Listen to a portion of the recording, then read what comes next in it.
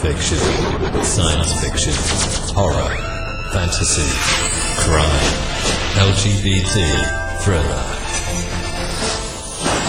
You have now entered the House of Mystery with your hosts, Eric Shapiro, David North Martino, John Copenhaver, and Al Warren. Heard on KCAA 106.5 FM Los Angeles, 102.3 FM Riverside, and 105.0 AM Palm Springs. Of course, joining us now is Dr. Allison Stanger, and she's got a book out called Whistleblowers, Honesty in America, From Washington to Trump, which, boy, this is a perfect timing for that. Thank you for taking the time to talk to us today. Thank you for having me. Wow, you couldn't have picked a better name for the time period. Yes. Well, honesty is a very important part of whistleblowing because it really is all about speaking truth to power, so it's pretty relevant. So let me ask you a question. On the one hand, whistleblowing is a, very patriotic thing to do. If there's wrongdoing, you would expect people to want to expose it in the proper way. On the other hand, there is often this view out there that whistleblowers are cranks who have some sort of personal vendetta that they want to grind. Where do you come down on that? Is there a way to change public perceptions about this? And do those perceptions hurt whistleblowing as it's practiced? Yeah, it's a great question. I refer to this in my book as the paradox of whistleblowing in America, because unlike a lot of other countries in the United States, we celebrate whistleblowing.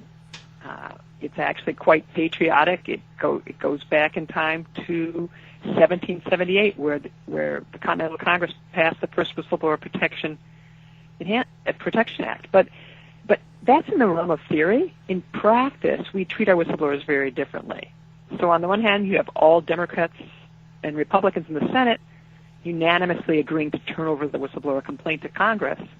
On the other hand, if we look at the pattern we see in history, what often happens when media attention shifts elsewhere, especially in the 24/7 news cycle, the whistleblowers pay dearly. They're retaliated against. They're stripped of their livelihood. They suffer enormously for their effort to speak truth to power. And that's something to keep in mind in the days ahead, that this whistleblower has taken a great risk, especially the intelligence community whistleblower. And we need to be mindful of that. So currently, as you're pointing out, the person who blew the whistle on Trump's phone call with the president of Ukraine, I guess what it appears in the newspapers, has been put into protective custody because their life may be in danger. Is that something that normally happens? Is it really that high stakes that the person would potentially be murdered? No, it is high stakes, but I think it's ratcheted up 100th degree because the person who is obviously the most irate is the President of the United States, who is supposed to support whistleblowing because it's intimately connected to the rule of law in our democracy. The truth is not what the leader says it is in America.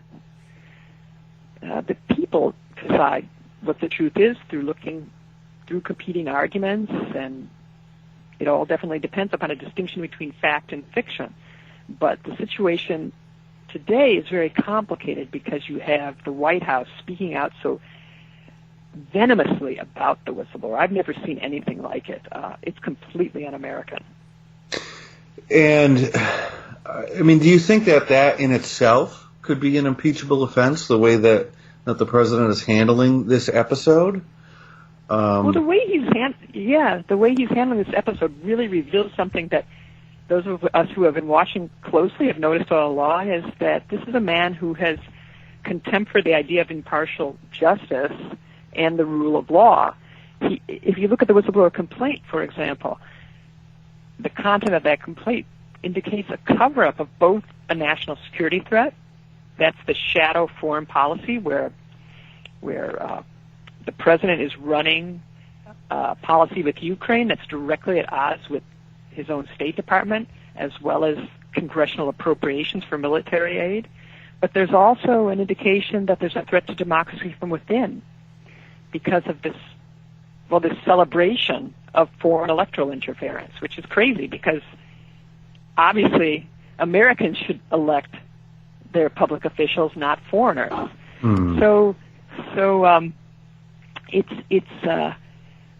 a disturbing circumstance that's all crystallized in this complaint, but it's been something that's ongoing for quite some time. I study the intelligence community quite closely, and they have been behaving in atypical fashion ever since this election. I think because they see a grave threat to national security. They're doing things they don't normally do. So stepping out of the Trump episode, I mean, we've seen, high-profile whistleblowers over the past few years, like, and you tell me if they fit this into the category of whistleblower. So Julian Assange, who runs WikiLeaks, Edward Snowden, who released documents about NSA spying, and Chelsea Manning, who released information about the Iraq War.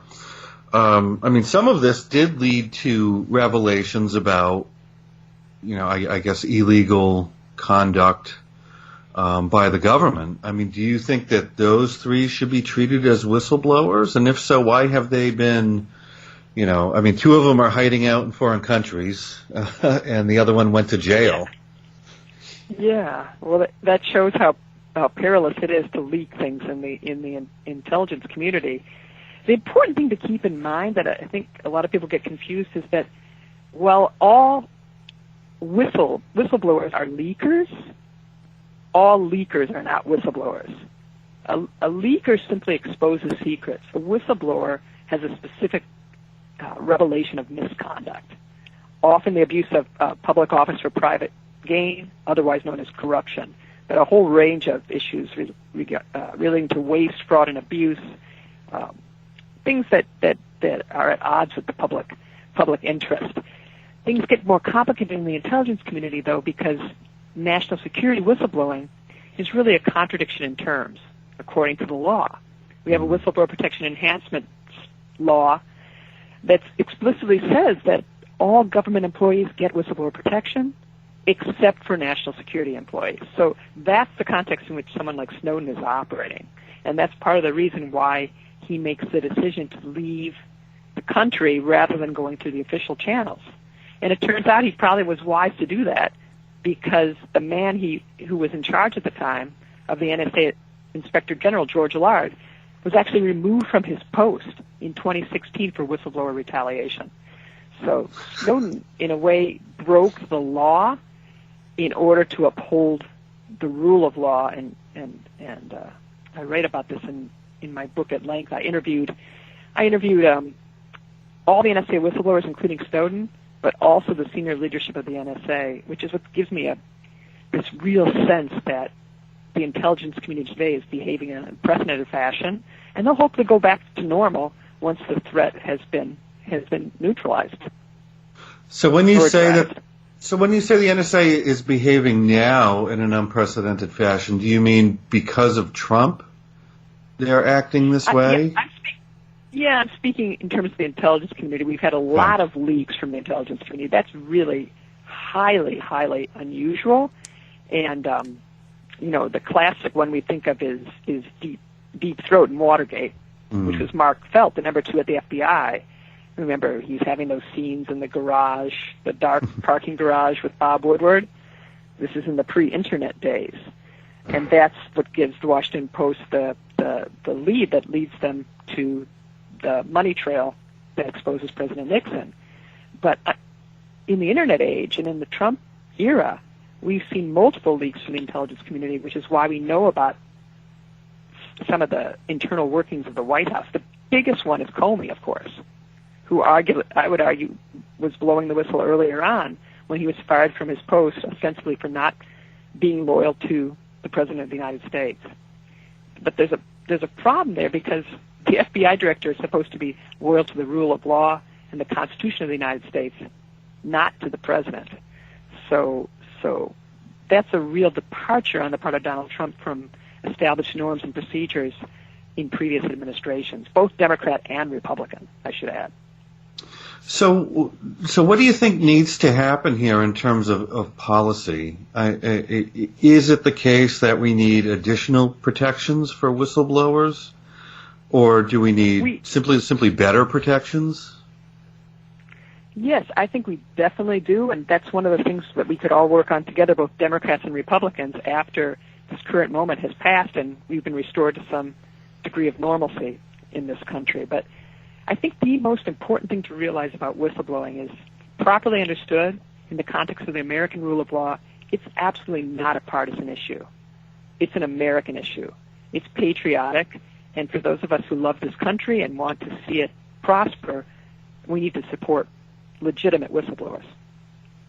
Yeah, so I couldn't agree with you more. I think the public, though, isn't there. And I'll just give you a quick anecdote. I recently did a study where we asked people, if somebody whistleblew on the president, they would only support that whistleblower if the president was of the other party. So people do see it through. People certainly, whether they should or shouldn't is a different question, I think. But people do see a lot of this stuff through a very partisan lens, and I think that's the polarization stepping in there, is that people may not view the morality, or they may not care about the bigger things like rule of law as much as they care about temporary advantage for one side or the other.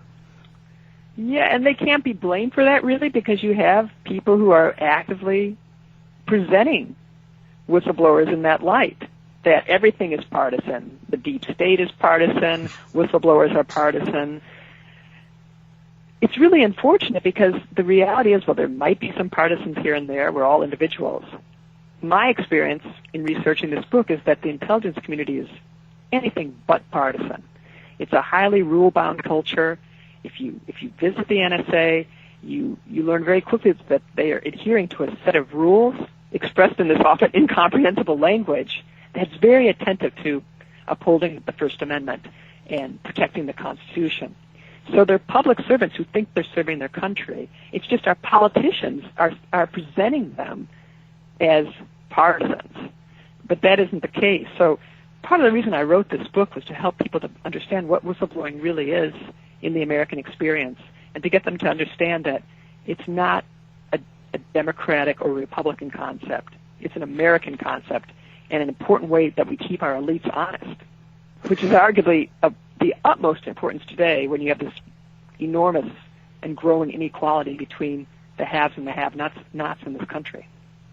What do you think is going to happen to the whistleblower from here on out? So, I assume the person is under protection now, but would you assume their career is over?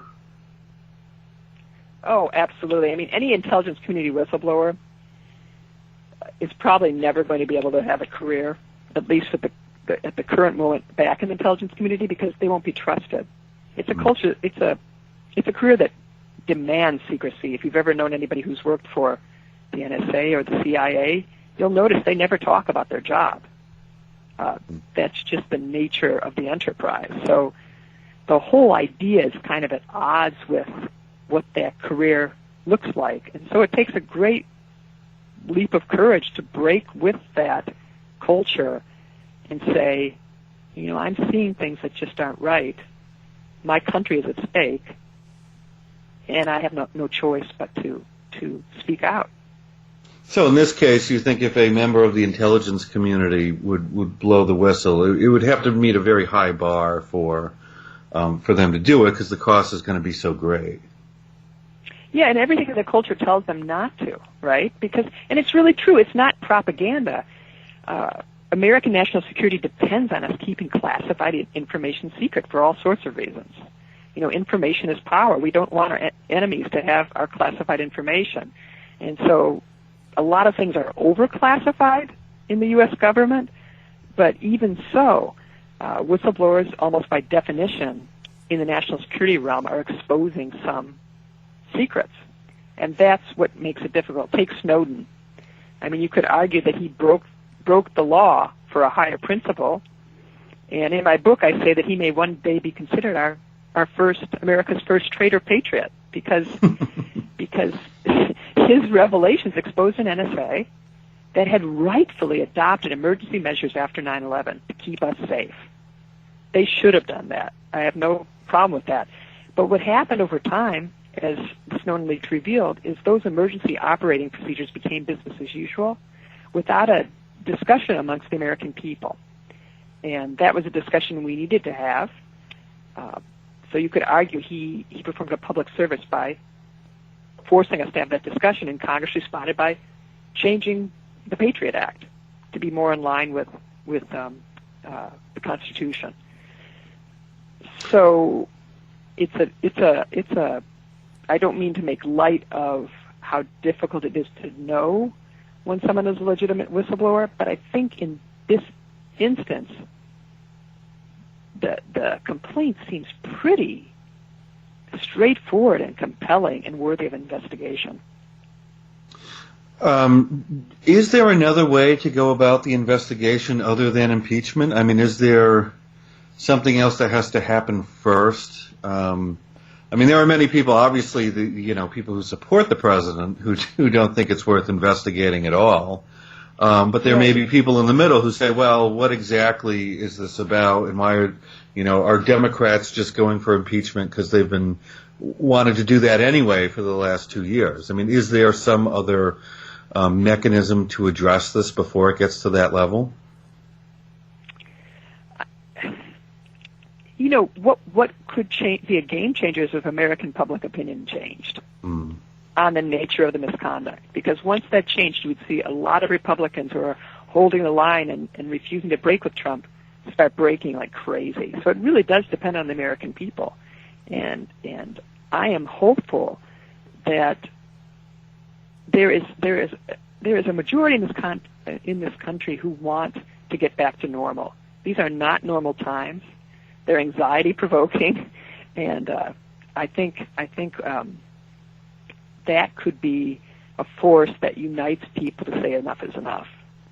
Because it really does come down to what kind of world do we want to leave our children? What kind of role models do we want to have for our children?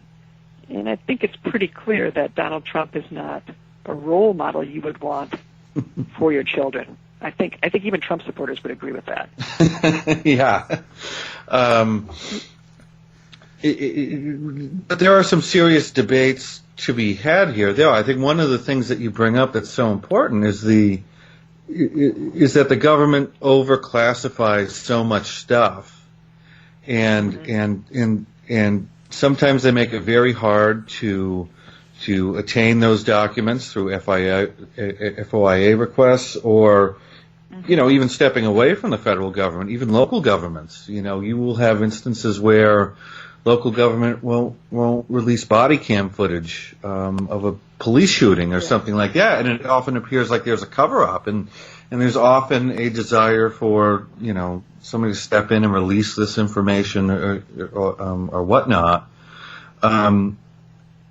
I mean, any large organization has the tendency to get corrupt when there isn't sunshine shining in. Is whistleblowing the best that we have to do it, or are there other mechanisms that have to complement whistleblowing? Well, the best way that whistleblowing could work is if the institution itself is committed to its own rules and norms. The things it says it stands for, it's committed to punish someone who violates those. And then you can have an internal mechanism where people complain from within, the complaint gets vetted, and the institution responds to change things without there being a public dimension to it. That could happen in government. There's a system set up like that within the FBI that ostensibly is designed to do that. It can happen in a corporation, but what's clear to me is the situation we have now, where you have national security whistleblowing existing in this kind of gray area, where you have something established by executive order the Intelligence Community Inspector General, that's at odds with the statute. It seems to me that we could improve upon that so things didn't become so charged and public that could be dealt with prior to them reaching scandalous levels. So one thing that's come out in the last few days is that I don't know if bounty is the right word, but somebody has offered $50,000 for the identity of the whistleblower. And that seems like something I've never heard of before, where it's almost a threat on the person's life publicly being made. Have you seen that in the past? Is that a normal thing? No. This is. I'm sorry to say, but this is not the way democratic presidents in a democracy behave. This is very common for dictatorships. This is very common for communist regimes, where they're enemies of the people and they need to be taken out and so forth. But normally we don't see this in the United States, and I think it takes place because the president tacitly supports it. But it's horrifying because in Whistleblowers, I divide the book in two parts. The first part is pre-internet age.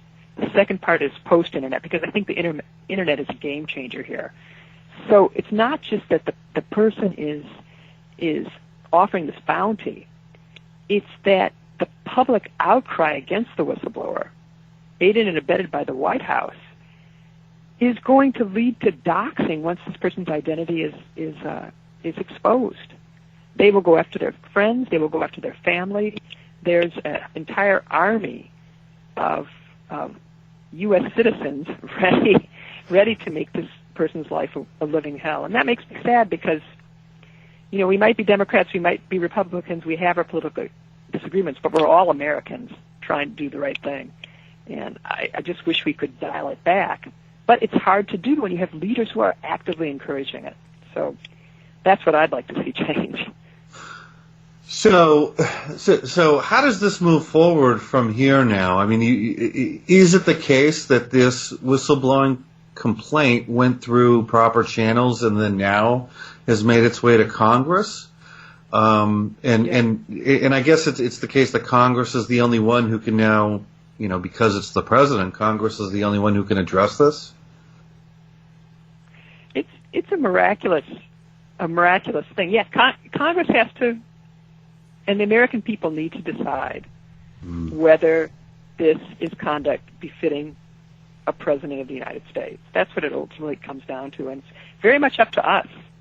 It really is up to the American people to decide whether this is what they want. I am hopeful that most of my fellow citizens see that this is something that's not normal and needs to change, and then we can get back to working on the very real problems we have before us in this country that need addressing. Wow. That's pretty, I don't know. The president's freaking out. I'm pretty big on, let's not freak out in response to the president. He wants to do that because it distracts us from the real issue, which is that there's a whistleblower complaint that says that there's a cover-up of a president abusing his public office for private gain. That's the issue on the table. The other stuff is just noise. Yeah. In a way, it doesn't surprise me. But wow. So, do you have a website or a place that people can follow you? Yeah, I'm kind of bad at social media, but I have a Twitter account, I have a Facebook account, and I hope to be more active with it. I also have a website at Middlebury College where you can find more information about me. Well, it sounds good, and I know you have to leave. So, again, thank you very much for being here. We've had Allison Stanger here with her book, Whistleblowers, Honesty in America from Washington Trump. Thanks for having me on the program. To find out more about our show, guests, or to listen to past shows from our archive, please go to www.houseofmysteryradio.com.